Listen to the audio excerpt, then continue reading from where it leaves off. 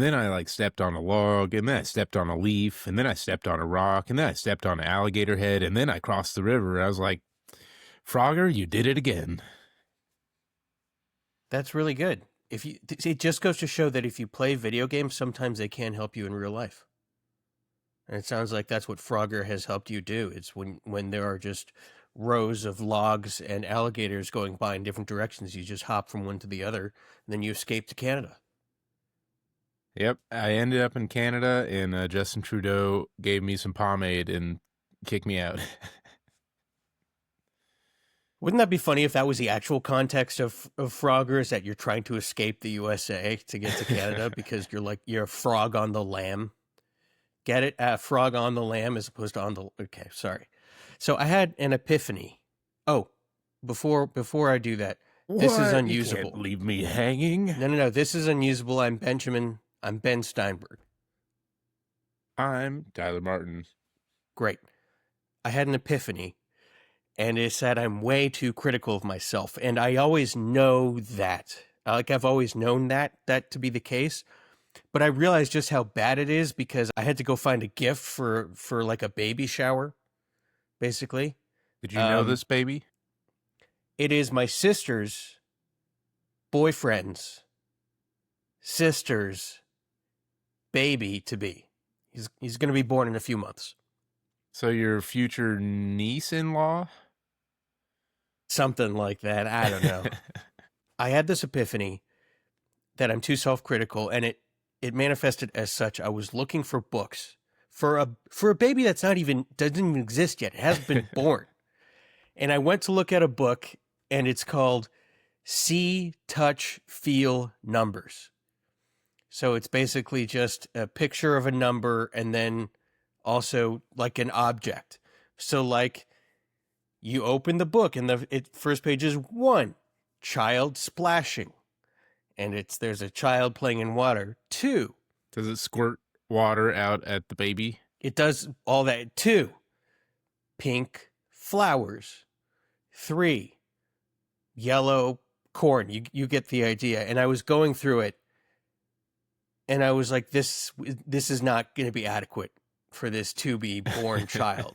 This will reflect poorly on me if I get this book for this 0-year-old. I think Tim and Kristen are going to think less of me for getting a book like this. So this book's off the table. And I realized I am judging myself over what I think a 0-year-old child might or might not like.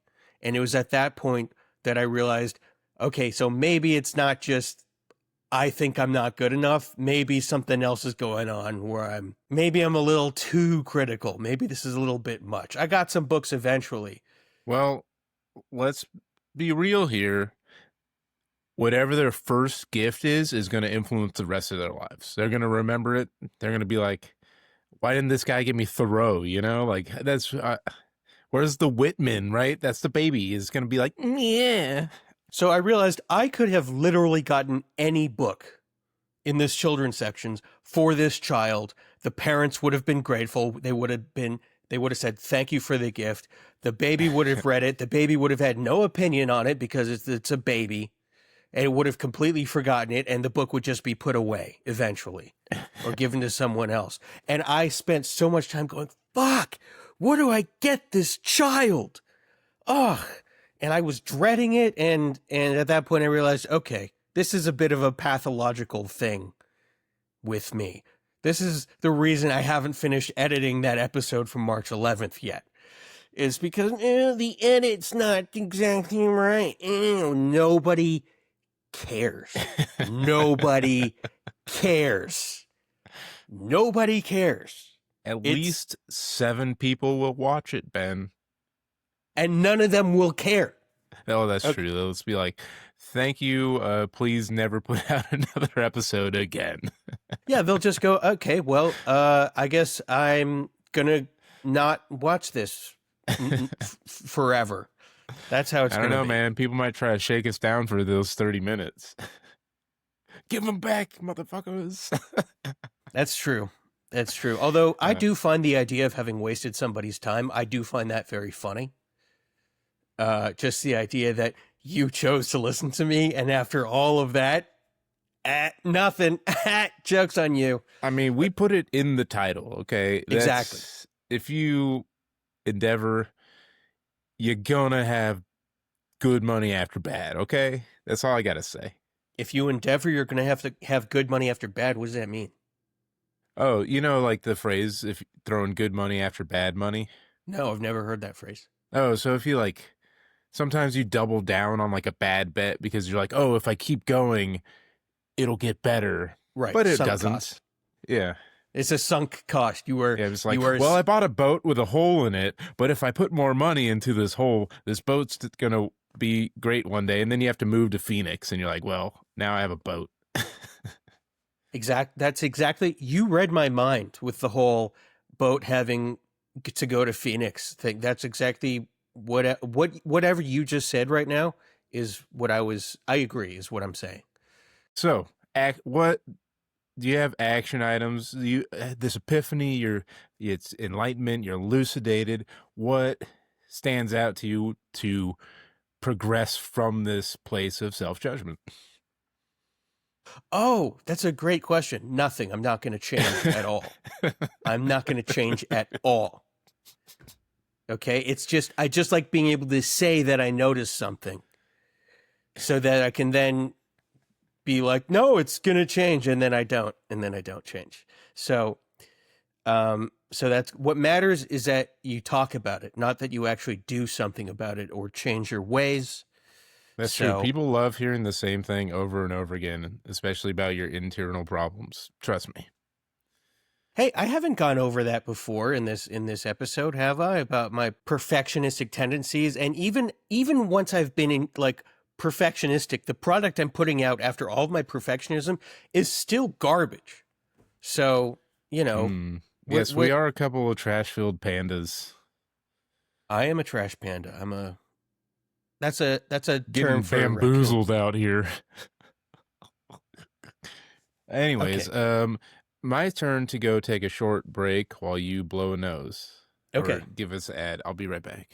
Okay. Ooh, where's it going? Okay. Mysterious. So normally what happens is when I blow my nose, Tyler tries to give us a fake ad just to sort of fill the time. But he's gone now, so no, I have to do the fake ad. But instead what I'm going to do is I'm still going to blow my nose, and it's just you're just going to have to. All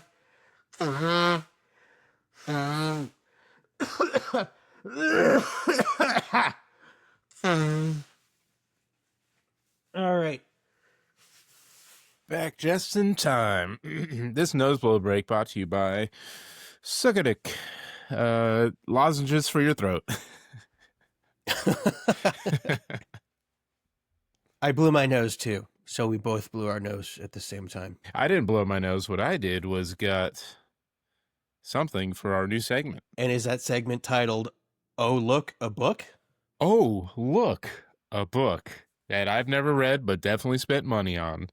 This week's Oh, Look, a Book is Harai Murakami, or Haruki.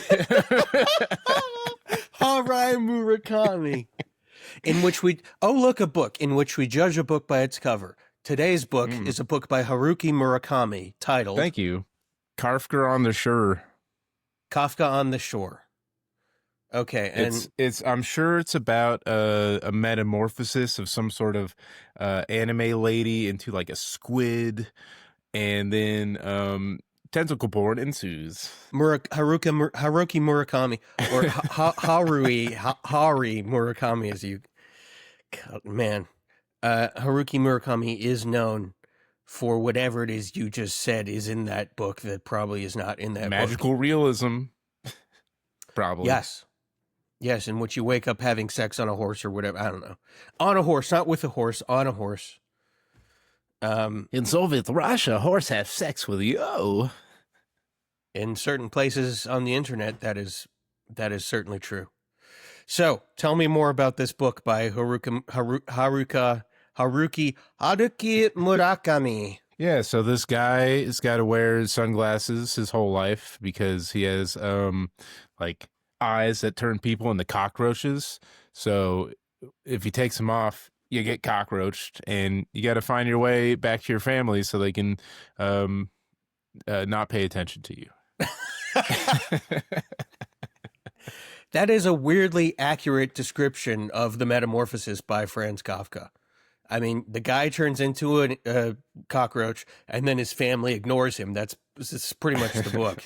hmm But this So, takes place in a beach town, so it's ah, more fun and lighthearted and because there's a there's little like more salt air, you know. I wasn't even aware that Franz Kafka and his material had ever even made its way to the land of the rising sun. I didn't know that they knew him there, or really hmm knew about any English writing authors. Franz Ferdinand also made it there too. The band, not the head blown up guy. The guy whose death began World War One. There must have been way more extenuating circumstances. I mean, that was the line that struck the camel's bra. No, no, you're wrong. There were no extenuating circumstances. There was no context. It was a single guy was shot in the head, and then everybody was like, "All right, put your dukes up, boys." You think we would have gone to war over JFK then? That was done by Americans to an American. That's different. Uh, yeah. Why didn't we go to war with that book conservatory? Burn it down. I've been to that. I've been there. I've been to that repository, Oh, Dealey Plaza, suppository. book suppository. Yeah, where you Did cram it books into have pills. See Me, Feel Me, Touch Me, Tommy Boy, the musical numbers? What? Did it have the book where you touch the numbers like one magic bullet, Oh, see, two touch. shooters on the grassy knoll. You know what? That's good. See, touch, feel, Shoot, numbers. JFK edition. four wheels on the motorcade. Yes. One piece of brain in Jackie Onassis's hand. So I have a book for show and tell as well. Ooh, oh look, a book by Ben. It's called In 50 Years We'll All Be Chicks and Other Complaints from an Angry Middle-Aged White Guy, written by Adam Carolla. I have not read this book. I have no interest in reading this book. I saw Adam Carolla do something like a stand-up tour in 2010. He came to St. Louis, and it's signed by him. So, I saw him do stand-up. It wasn't that great, but I went up to him afterward and asked him for a job. And he says, "Well, what do you want to do?" And I said, "I don't know." And that was pretty much the end of that conversation. Felt like an idiot. I was like, I did not go in prepared for that at all. Um, but I got a signed book out of it. I got a signed book out of it Hmm. from about which is complaints from an angry middle-aged white guy. I'll read you a segment You think of it, it. it feels like it feels just from all of that the book will not have aged well. But I want to say that Adam Carolla probably set the stage for comedians like Sam Morrill, who's very funny, mainly because they look the same. They have those thick eyebrows. It's true, but Yeah, what? tall white guyness too. Okay, here's an excerpt from the book. Oh, there's no punctuation. Actually, it says There's no paragraphs. coexist. If this is on your car, please drive into oncoming traffic. That is something I can't agree with. But it says you have some land. There's no such thing as AIDS. You have a bunch of hot 19-year-old runaways, and you're gonna get them all thrown in the joint. He's talking about Charles Manson. I'm not gonna read any more of that. Okay, that was a mistake. Well, I want to read something. Just like Ben, I'm going to read the expert from this book. Excerpt. Expert from this book. Okay. Nothing is life is to be feared. It is only to be understood. And that is from Marie Curie. Mary Curie, that the scientist. Yep. So stop Marie being Curie. afraid and understand that everything is scary. That's a good. I should have written that as a note to the child that I gave those books to Mm-hmm. for when he grows up, so he could be as terrified of everything as I currently am right now, and have been in my 36 years. You should have pasted in a piece of paper that says "Slay Queen." That seems to be a popular thing to say, especially like that. as opposed to slay queens, which makes it sound like you have it out for the monarchy in different countries. She's dead. One of the best things I've ever witnessed in human history, probably. What, the death of Queen Elizabeth? Yes, but on the day of or the day after, they did the play Wicked as written, and the very first thing on curtain rise is "She's dead," That's good. and everyone's very merry about it, and it's very Ding sweet dong. to us teetotalers. You know what I'm saying? Wink, wink. But I was just thinking about how crazy it is that dogs can get pregnant at 1 year old. Isn't that because you're basically a baby who's been impregnated with a baby, and you may have been impregnated by another baby. Well, I don't think the animal kingdom thinks upon the same terms that we do. No, it doesn't. But isn't that just strange, like how fast life goes for so many animals? Yeah, I know. And life goes way too slow for us. Like I like the Middle Ages. Let's go back to that. 40, man, you are a wizard. You're ancient. Yeah, you should be. As opposed to, like Galapagos tortoises, which I read about one Galapagos tortoise that he was given a name at approximately age 100. He didn't have a name before that. Why would he want a name? It doesn't have to get mail. He doesn't have any mail to get. He doesn't need a name. What's he gonna do with that? Oh, I've been signing my checks just like paw print. Ugh. I just don't think it's appropriate for anyone who's younger than you to name you. Also, Galapagos tortoises can lay fertile eggs at like age 109. I think that happened recently. Good. We need more of those people. They move so slow they go backwards. That's how they stay alive so far. As opposed to dogs, which live about 15 years, and then it's just... Well, they go fast. All the fast animals live less. All the slow animals are like, well, they don't have to expend any calories, so their body just doesn't break down as fast. But there are some like sharks that live a very long time that have to move a lot. That's because they probably live out of spite. I have noticed that spite and narcissism is a great way to sort of embalm yourself in misery and actually live longer. Misery loves company, and the best way to get more company is to live forever. It's called dictator genes, like Trevor Noah once said on The Daily Show. Trump has dictator genes.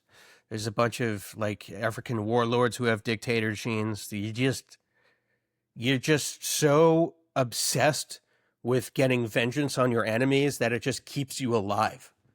And I think that's what is keeping Galapagos tortoises alive too, is vengeance on their enemies.